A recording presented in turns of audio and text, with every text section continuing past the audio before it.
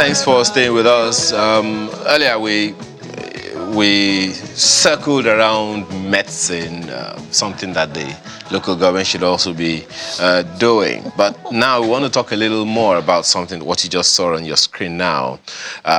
Cancer Diagnostic Center being put up by the University of Ibadan Alumni. Now, the burden of cancer in Nigeria, of course, Africa's most populous country, is large and growing.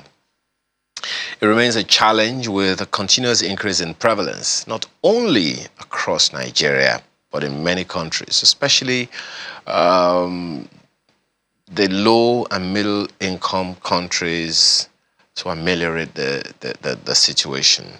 Now, of course, the University of Ibadan Alumni Association decided to establish a $2 billion cancer diagnostic center at the UCH Ibadan, that's University College of Ibadan.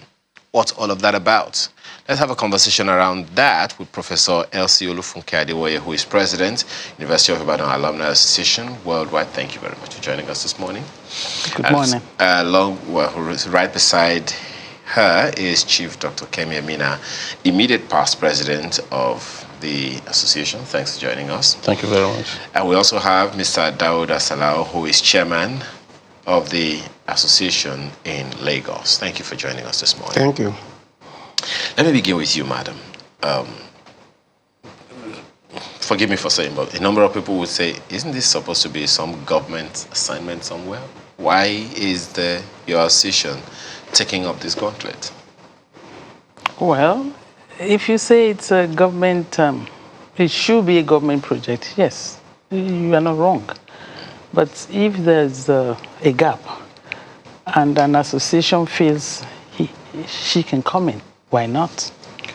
That's why University of Ibadan Alumni Association thought it fit to raise a 2 billion naira diagnostic project for University College Hospital, which is a teaching hospital for University of Ibadan. Okay.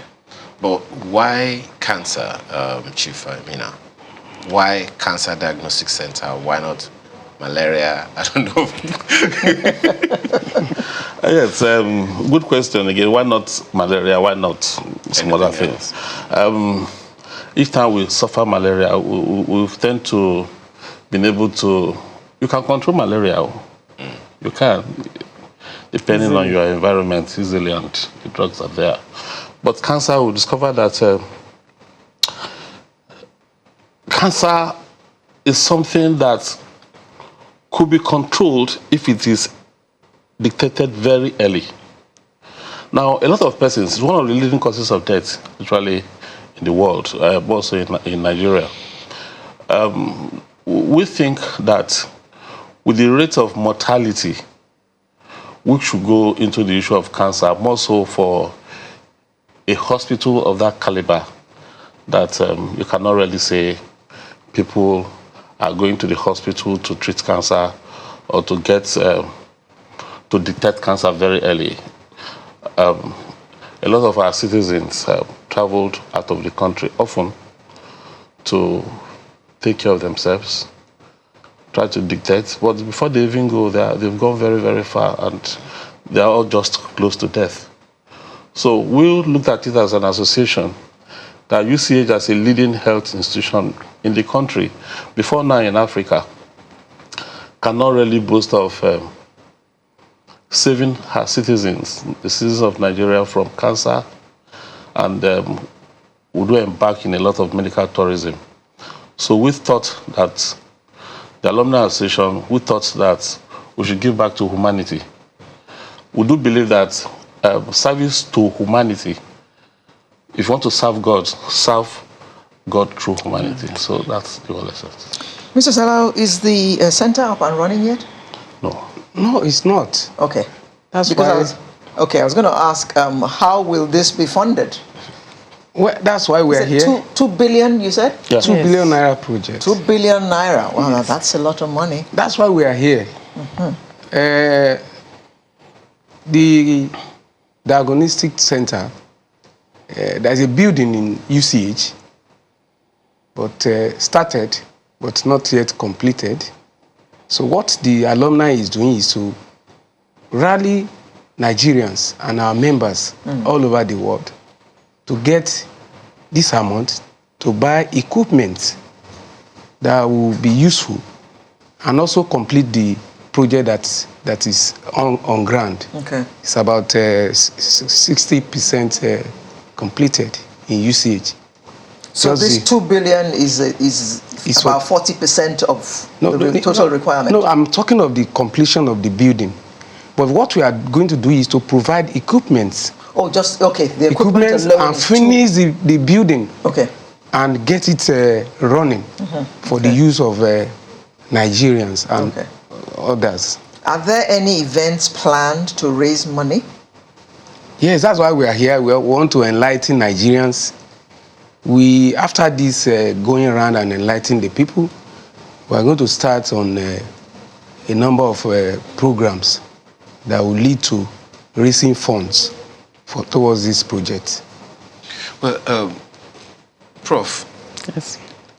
perhaps we can begin with how serious the issue is. There are many people watching us right now who have lost loved ones to all kinds of cancer in the country. And so most times when people talk about cancer, we look to how it affects women mostly.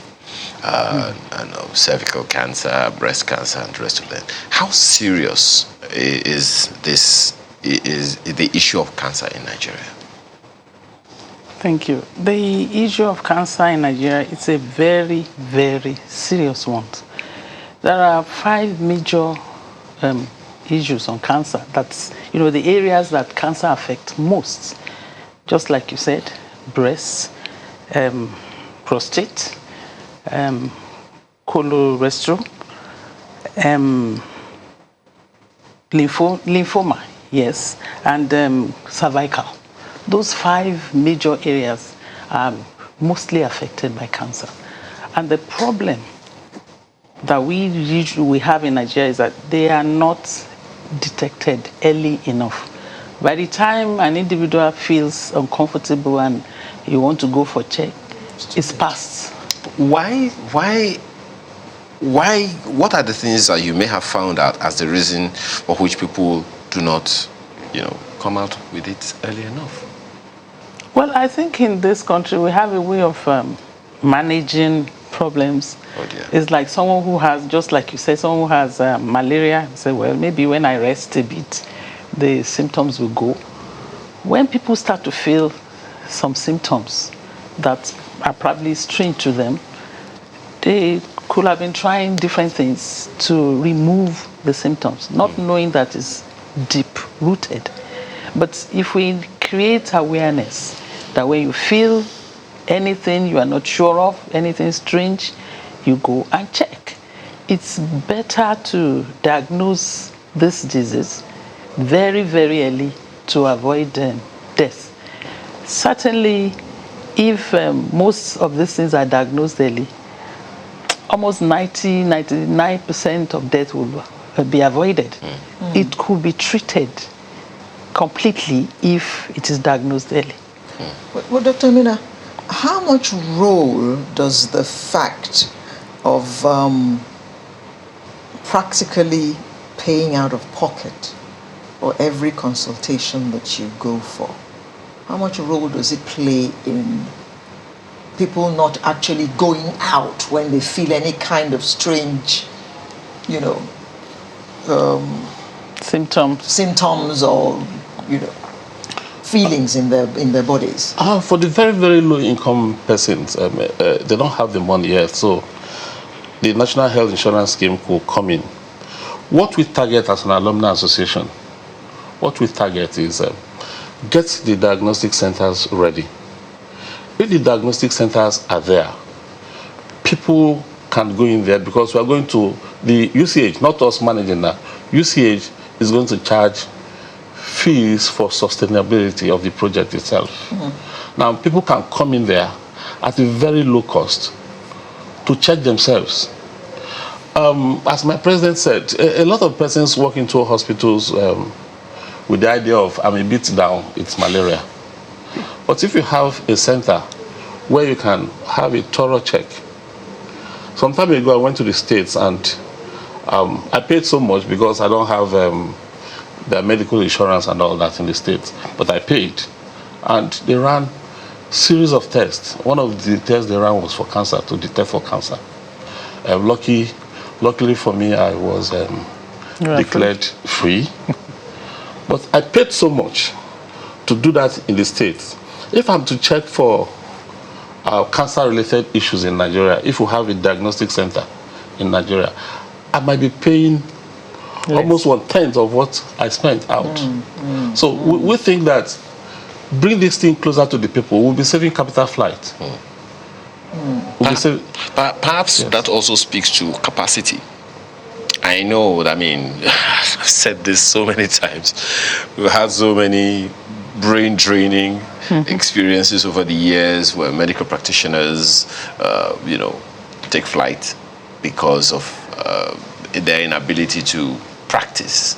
So, talk about capacity to deliver on the services that this diagnostic center will be providing to people. Do we have the capacity in country? Oh, yeah. Yeah. If you think of health, think of UCH Ibadan.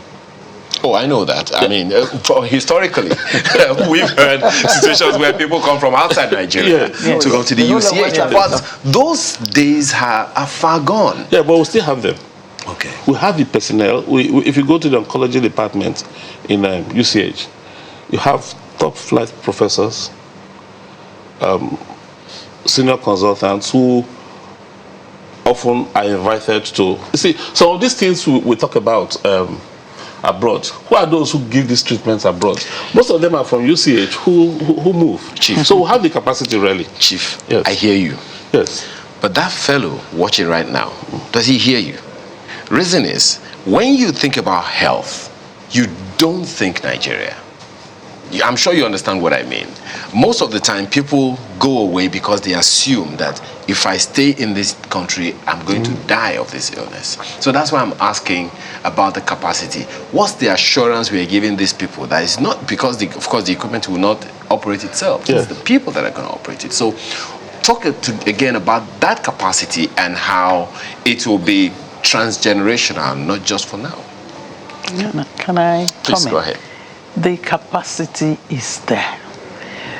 There's a unit, a department that takes care of that. And they are treating.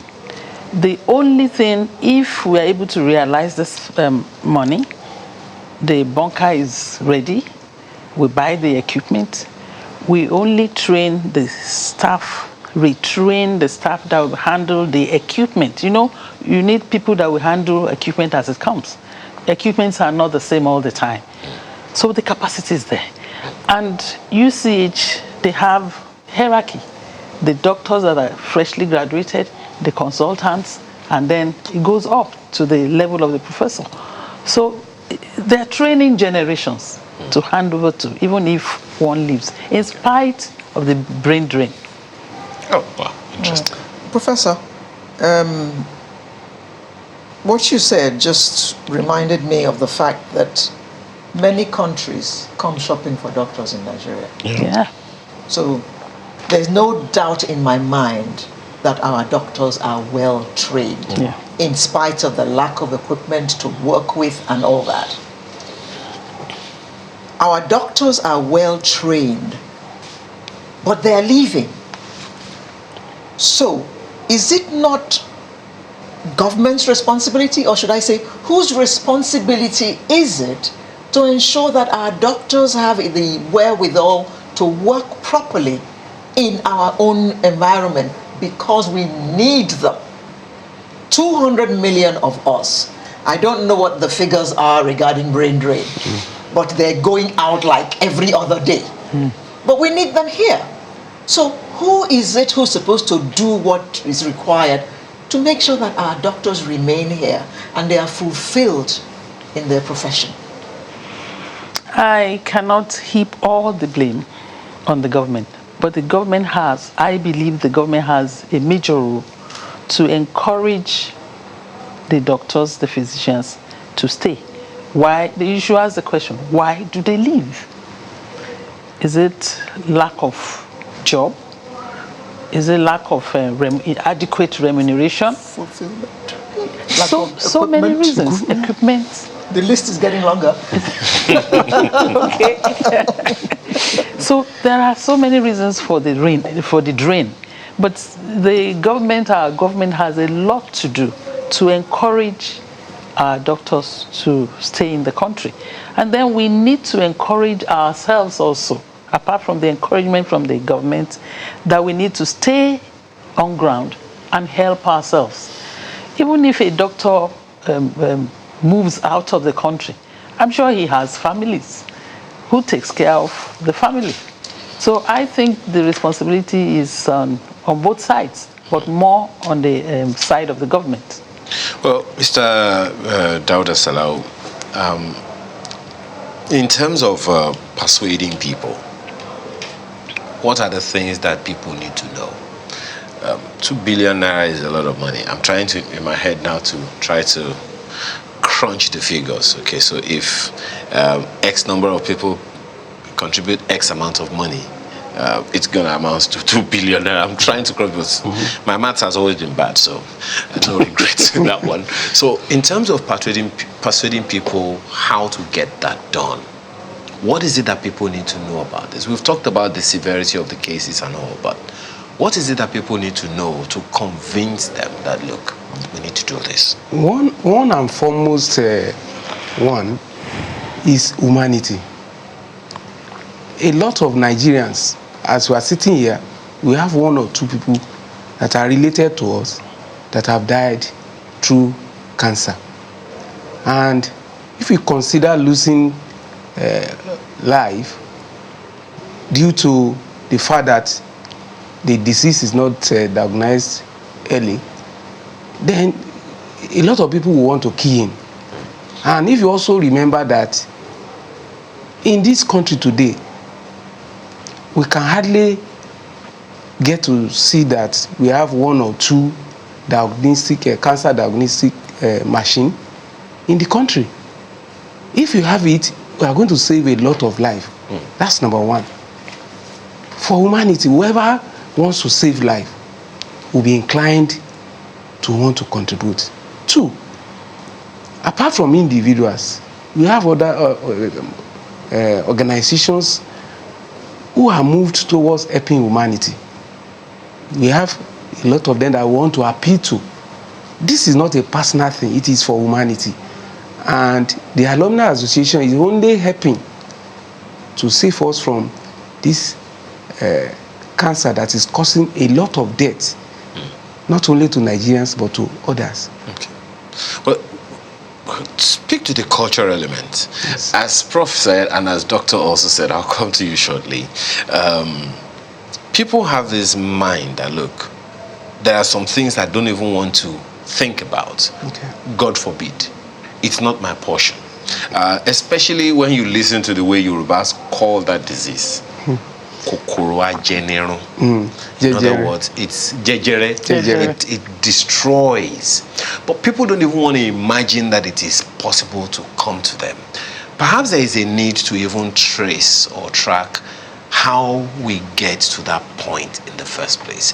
Are there things that people need to know in terms of the cultural perspective that, look, it is not, I don't know how to put that question, but stick to the cultural element that people have this stigma in their heads? Yeah, culturally, an average African believes that he is safe, first by God and by the way they live. Yes, an average African. Come to Nigeria, it's the same thing. You think you are safe once you pray, but things are changing. Cancer is not for the rich alone. It's no longer for the rich. And the way we behave, as if it cannot occur to me, I cannot be harmed by cancer, what do I take, which food do I eat, it's no longer the issue. Culturally now, we need to change our outlook, the way we think, because cancer affects the low and the high. Okay. Chief. Yes, I was going to add to what my colleague said. We need this project for ourselves. It's not for them. Even for ourselves, we need it. Here am I talking today. Tomorrow I could be a cancer patient. But if it is diagnosed early, detected early, it could be cured. So I need it even for myself. I need a center in which nobody knows. I need a center in which I can walk in. I say, please, staff of UCH, I really want to run through and see what my body system is like. And then they'll just tell me, we are seeing something here, let's check immediately. For myself. Let's stop talking even about the person outside. My brother has talked so much about humanity, correct? But let's be selfish. For myself. Because you're human too. Because you're human. It could happen to anybody. It could happen to anybody. So I don't need to go to India first to go and scan to see if I have it. You can just go down to Ibadan and check if I have it. Then if you want to go to India, now you can go. Now, Prof, cancer diagnostic centers. Is there a dearth of diagnostic centers in Nigeria? Is there a Dearth. Oh, sure. I think we have about two. In the whole country? Yes. It's not. There are not many. That's why we have a lot of cases that have gone past redeemable stage before detection. Two. I just said And it. let me give this information. In Egypt, record has it that death through cancer is about 10%, reduced to 10%. But And we are at in how many? 2020, 50%? Yeah, about 10% death due to cancer has been reduced to about 10%, which means they've been able to catch the thing early and heal. In South Africa, it's been like 20%, and in India, it's almost zero. In Nigeria? 80% thereabout. well, there is information, put out by Professor Isaac Adewale, who is a former Vice Chancellor of the University of Ibadan and former Minister of Health, that cancer was responsible for 79,000 deaths in Nigeria. Yeah, 2020. With new cases estimated at 125,000 annually. That's true. And of course, he listed those kinds of cancers you talked about and singled out breast and cervical cancers as being responsible for 32.4% of all cancer cases. Yes. Women. In Nigeria. Women, yeah. Now, I wanted that to be put out so that we can also talk about educating people about the need. I want to emphasize, you talked about the need for us to be selfish. Each individual needs to be selfish to know, what to do. Again, I go back to the question that I asked Mr. Salau the other time, that people don't even know when to go check these things out. I know that you are a professor of physiology. You may not be able to speak to the, what is it, medical or medicine? I don't even know the difference. But what is it that gives people indications that they need to go check it out? I think it's been encouraged that everybody should try and do a thorough medical checkup of oneself. If you cannot afford it, at least once a year. If you can do it once in 6 months, it's okay. You don't have to wait until you feel sick before checking. If you make it a routine. Are you talking to Nigerians? I'm not going to see a doctor unless I have a headache or something. Even when I have a headache, I'm going to take Panadol and sit in my house. So you're asking me to just carry myself. I don't feel any pain. I don't feel nothing. I just carry myself, go to the hospital. I want to have a checkup done every 6 months. Does that sound like a Nigerian to you? We must reorientate. That's the cultural aspect we are talking We about. must reorientate. Yes, Otherwise, we have to continue in this problem. The awareness campaign again. Yes, we must create that Our awareness. attitudes have to change. We have some organizations that are on the side of awareness in Nigeria. Some organizations have started in that direction. But even after creating the awareness, where do they go to? Aha. It works very I know persuasive. about 2 or 3 organizations that are on this, enlightening people about the serious cases of cancer, to how to nip it in the bud. But even after doing that, where do you go to? The diagnostic machines are not here.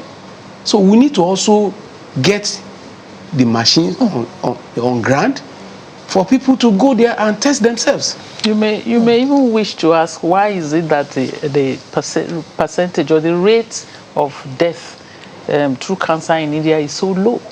Because they have a lot of diagnostic units. Centers. And people working there easily. It's not that you go to one diagnosis center and they give you an appointment for 3 months. Okay. Another element, Chief, is the cost of getting the tests done. Just as she said, it's cheaper to buy any paracetamol out there than for me to just, as she said, let me just follow her. Get up, carry all of myself, enter a vehicle, and go to a center and say, I want to have a full body check done. When I can just easily buy, just as you said, thank God you could afford. And you did all of the testing, and maybe some were discovered, some were negative. But in terms of the cost of getting those things done, with the level of poverty and the way people think, the priorities that people have, food, shelter, clothing first, before even health, unfortunately. So speak to the cost components. Yeah, your analysis is quite correct. But I will tell you something.